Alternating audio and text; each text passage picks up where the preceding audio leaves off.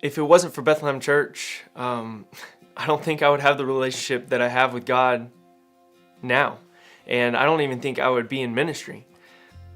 And that's a testament to the people here at Bethlehem Church that have poured into me, have mentored me. They have shown me things that I didn't even see in myself. I see students diving into the Word and into Scripture, and I also see them in community, not just in small groups, but also in their schools. And I see them worshiping with all their hearts, breaking down barriers and being able to raise their hands and just worship Him freely. And that gives me a lot of hope for the next generation here at Bethlehem Church. I remember when we first started coming to Bethlehem, we were trying out other churches, and we would come to Bethlehem every Sunday, every here and there. And I remember how friendly everybody was and how much I felt at home whenever we came. And I remember sitting in church one Sunday, and I looked at Ebony and I said, this is home now, isn't it? And she said, yeah. Yes. So I started thinking, what was it that made it feel like home? And the only thing that makes sense is just how friendly everybody was, how everyone was smiling, how everyone was just so nice. And when it came an opportunity to start serving, I wanted to be somebody's smile. I wanted to be somebody's handshake. I wanted to be, have somebody look at me the same way that I looked at everyone that helped me. Just to think that I may be being used to start someone's Christ journey is crazy to me.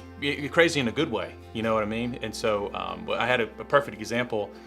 Just last month, I had a guy, and at work actually, and he came in and mentioned that we had mutual friends.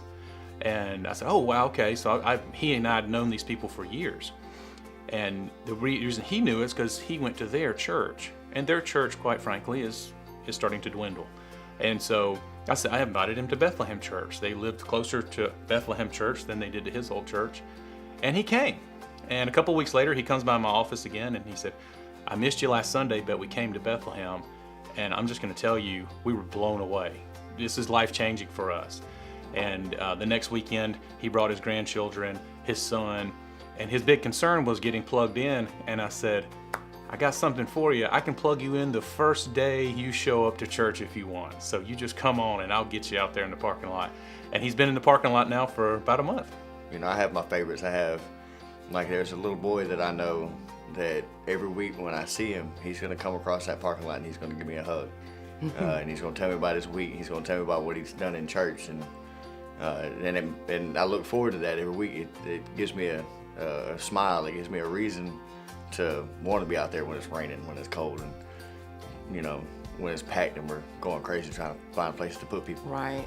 I remember the very first time I served there, it was really busy. I was really nervous, but that's how I got to meet people, with a smile and a cup of coffee. It's awesome serving coffee. It's a sense of purpose that comes with serving, and it's more than just taking. You're able to give something back and hopefully let somebody else have the same experience that I've had.